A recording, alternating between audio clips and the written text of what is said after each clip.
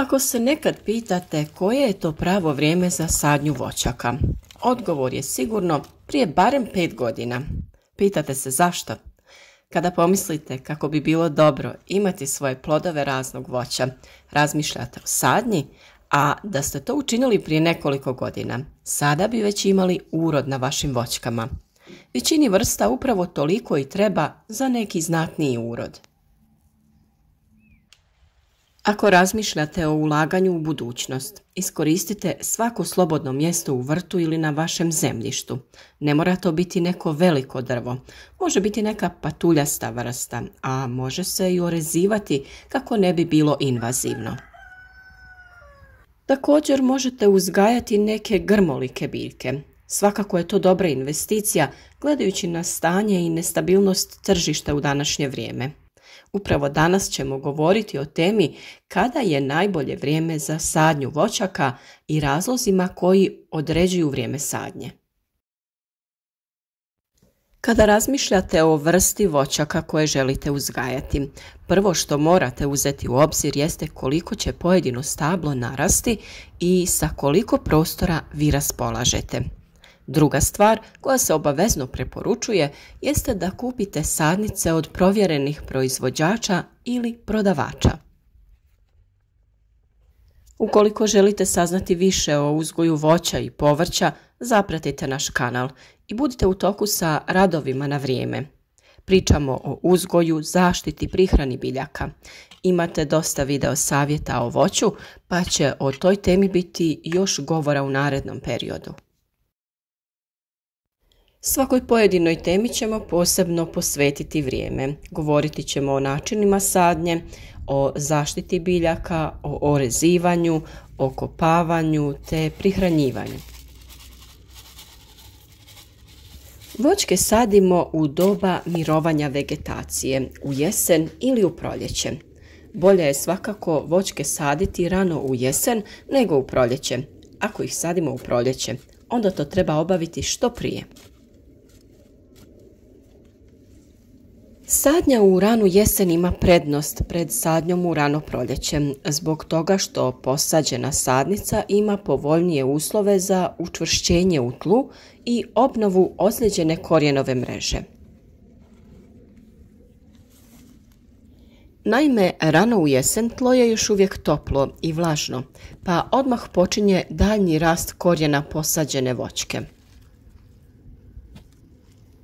Korijenova mreža obraste tanjim, vlasastim, obrastajućim korijenjem, a na mjesto oštećenja debljih korijena rane zacijele, odnosno razvijaju se kalusi iz kojih se nastavlja produženi rast novom korijenju. Osim toga, tlo se slegne iznad korijenja pa se uspostavi dobra dodirna površina između čestica tla i površine korijenja. U proljeće, prije početka pupanja i listanja, ponovno se nastavlja intenzivan rast korijenja u mladih voćaka, te se korijenove mreže dobro razvijaju i postanu sposobne da nadzemni dio opskrbljuju potrebnom količinom vode i hranjivih tvari. Zbog svega navedenog, posađene voćke bolje se primaju, to jest ukorijenjavaju, a ujedno brže i bolje rastu tokom prve godine nakon sadnje. Ako se voćke sade kasno u jesen na teškim, to jest ilovastim ili ilovasto-glinenim i vlažnim tlima, tada je u sjevernim i hladnim područjima lošiji uspjeh u radu, jer se javljaju razne neželjene posljedice. Naime, ako voćke kasno sadimo, kada je tlo već hladno i odviše vlažno, onda neće odmah početi rasti i obnavljanje korijenja, niti će obrasti novim vlasastim korijenjem, već tek u proljeće kada se tlo zagrije. Od zakašnjele sadnje do proljeća ne samo da se korijenje ne obnavlja, već nastaju razne ozljede na korijenju, pozebe, truljenja na mjestima gdje je ozlijeđeno deblje korijenje sadnice tokom vađenja iz rasadnika ili trapa. U izrazito vlažnim i hladnijim područjima jesenska se sadnja obavlja samo na vrlo prikladnim, lakšim, to jest pjeskovitim ili pjeskovito-ilovastim tlima koja imaju dobru vodopropusnost, to jest koja previše ne zadržavaju vodu. U toplim južnim područjima može se saditi tokom čitave jeseni, pa čak i zimi ako povoljne temperature duže traju, to jest ako su zime blage. Ranija sadnja u proljeće bolja je od takozvane zakašnjele sadnje, zbog toga što se korijenova mreža obnovi i obraste novim korijenjem prije početka rasta nadzemnih organa. Tako obnovljena korijenova mreža može bolje opskrbiti nadzemni dio vodom i hranjivima. Kasna proljetna sadnja sa druge strane ima niz nepovoljnih posljedica. Prije svega, korijen se ne pripremi i ne razvija dostatno, pa ne može nadzemni dio opskrbiti potrebnim količinama vode i hranjivih tvari iz tla.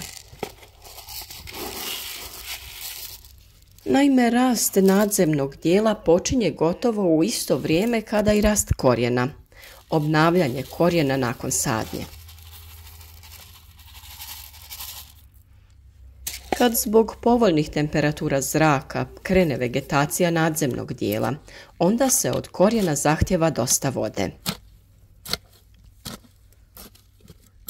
Budući da taj korijen još uvijek nije sposoban nadzemni dio opskrbljivati vodom, a kamoli hranjivima, dolazi do svojevrsnog zastoja, usporenja i nedovoljnog rasta mladih voćaka tokom proljeća i ljeta.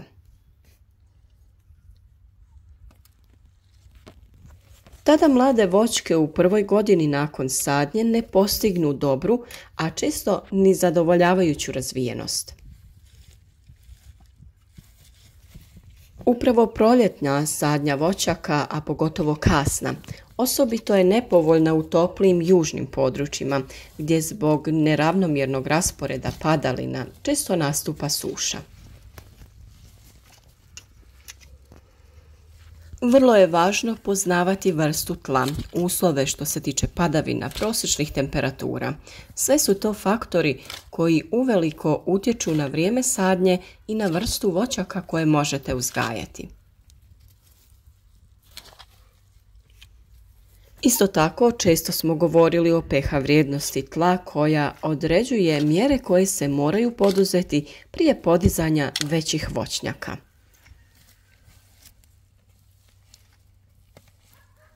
Upravo tlo ima najveći utjecaj na uspjeh proizvodnje, pa je tako i analiza zemljišta, to jest određivanje količine makro i mikroelemenata koje tlo sadrži, vrlo bitna za krajnji rezultat. Planiranje je također vrlo važno i pravilno iskorištavanje zemljišta za što bolje razvijanje pojedinih voćaka. Ukoliko želite što bolje iskoristiti prostor koji imate, možete između visokih voćaka posaditi grmoliko voće, a ispod njega čak možete posaditi i jagode. Na ovaj način biljke različitih visina rastu u idealnom suživotu, a vi na manjem prostoru imate veću količinu plodova i uzgajate različite kulture. Samim tim sebi osiguravate voćne vrste različitog vremena dospijevanja, te imate svježe voće duži vremenski period.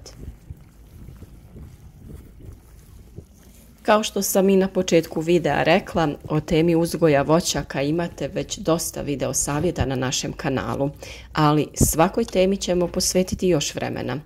Naravno, sve u cilju kako bi što više ljudi odlučilo da uzgaja voće i povrće, jer uz naše savjete stvarno ćete uvidjeti da to nije teško. Zapratite naš kanal, kliknite na zvonce kako bi o svakom novom videu savjetu dobili obavijest.